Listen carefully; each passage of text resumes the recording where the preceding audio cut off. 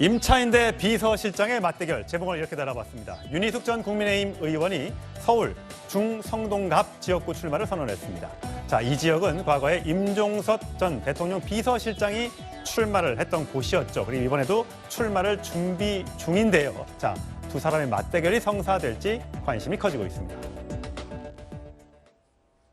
제가 스스로 내려놓은 의원직에 다시 도전하는 것에 망설임이 있었지만 수도권 선거에 힘을 보태달라는 당의 간곡한 부름에 기꺼이 응했습니다. 이번 선거의 정신은 껍데기는 가라입니다. 민주화운동 경력이라는 완장을 차고 특권의식과 반기업, 반시장 교리로 나라 경제와 부동산 시장을 난도질하는 것이 껍데기입니다.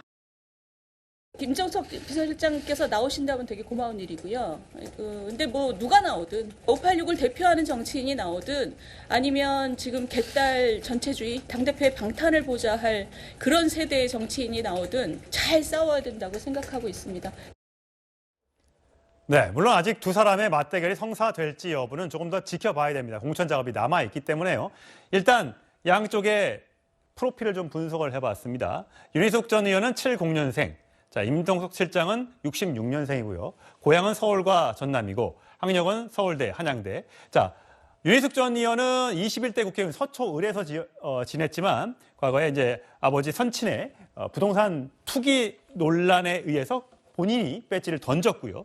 그다음에 임종석 전 비서실장은 16, 17대 국회의원을 성동을에서 했습니다.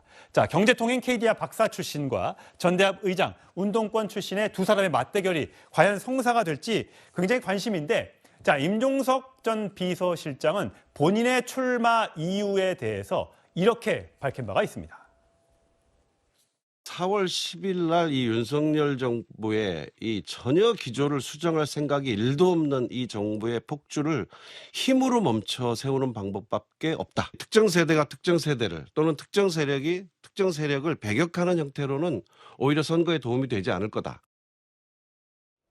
예, 이종훈 평론가 보시기에는 네. 두 사람이 맞대결을 하면 나름 경제통과 지금 한동훈 비대위원장이 얘기했었던 운동권 청산에 맞는 저격수일 것 같기도 합니다. 네. 근데 이 맞대결, 근데 워낙 또 이 지역이 민주당의 텃밭인 곳이라 또 쉽지 않은 도전이 될 것이다라는 분석도 있고요. 네, 두 가지를 말씀드릴게요. 첫 번째는 뭐냐면 만약에 두 사람이 정말 경선에서 통과를 해서 맞붙는다고 한다면 이 선거의 가장 큰 이슈가 될 거예요. 왜냐하면 왜 보통 선거는 인물 구도 바람이잖아요. 예. 이 세 가지가 딱 다 들어맞아요. 인물, 양쪽 다 인물로서는 굉장히 전국적 인지도를 갖고 있는 사람들이죠. 구도는 지금 한동훈 비대위원장이 선언한 586 운동권의 청산이라는 측면에서 한동훈 비대위원장의 구도에 적합한 윤희숙 지금 전 의원이 지금 나선 거고요. 또 지금 임종석 비서실장이 갖고 있는 구도는 뭐냐면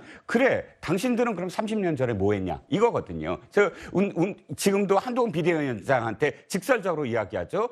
당신은 지금 공부만 하냐? 당신의 이기적인 어떤 그 민주화 운동 시절에 이걸 이야기하면서 공격을 하잖아요. 그러면 양쪽이 좀 붙을 수 있고요. 바람은 양쪽이 만약에 진짜 붙을 수 있다면 각기 바람을 일으켜요. 왜냐하면 두 번째 얘기가 마용성이라는 지역 때문에 그래요.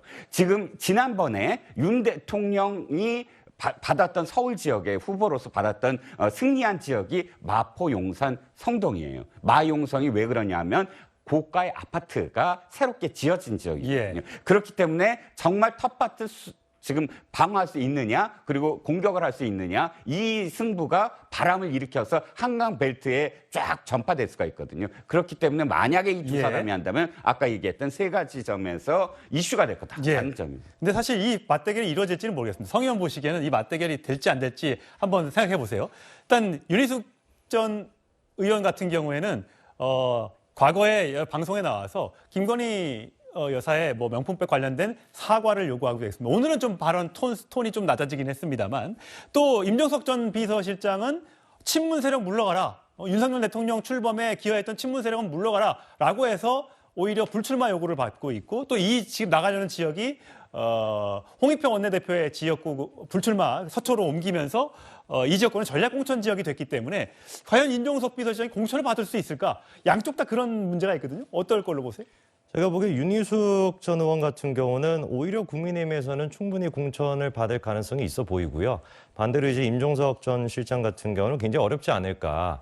국민의힘 같은 경우는 민주당과 가장 구별되는 특징이 뭐겠습니까? 한동훈 위원장과 윤석열 대통령. 윤석열 대통령 임기 아직 3년이나 남아 있습니다. 그런 대통령을 상대로 해가지고 위원장, 사실상 당대표직을 맡고 있는 한동훈 위원장이 서로 갈등이 발생할 수 있다는 것 자체가 제가 보기에 민주당과 가장 구별되는 특징이거든요. 민주당에는 갈등이 없어요. 이재명 대표 혼자서 다 하지 않습니까? 처음부터 끝까지 모든 게 다 이재명 대표잖아요. 조금이라도 이재명 대표한테 뭔가 마음에 안 드는 얘기한다? 자기 공천 같은 거 해가지고 다 찢어버리고 뜯어내는 거 아니겠습니까? 오히려 그래가지고 국민의힘에서는 제가 보기에는 윤희숙 전 의원 같은 경우는 공천받을 가능성이 있고 임종석 전 실장 같은 경우는 쉽지 않을 거라고 보는데 그럼에도 불구하고 임종석 전 실장 같은 경우는 끝까지 받기 위해서 몸부림을 치겠죠. 왜? 제가 보기에는 임 전 실장 같은 경우는 학습 능력은 뛰어나신 분이에요.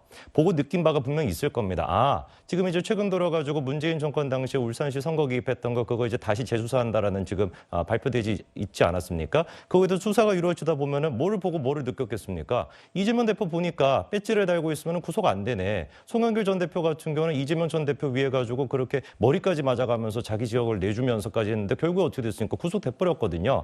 지금 구치소가 들어가 있는 상태니까요. 이런 걸 봤을 때 임종석 전 실장 같은 경우는 무슨 수단과 방법을 다 쓰더라도 반드시 자기가 국회의원이 되기 위해서 자기 방어를 위해서라도 공천받기 위해서 먼 짓이라도 할 거라고 좀 봅니다. 먼 지시란 발언은 너무 좀 나간 발언이시고요. 자, 임종석 전 실장은 과거에 이 관련된 그 수사에서 무죄를 받았기 때문에 나는 무죄다라고 하면서 출마 선언을 한 것으로 보입니다. 자, 과연 두 사람이 이 서울 한복판에서 맞붙게 되는 일이 벌어질지 조금 더 관심 있게 지켜보도록 하시죠.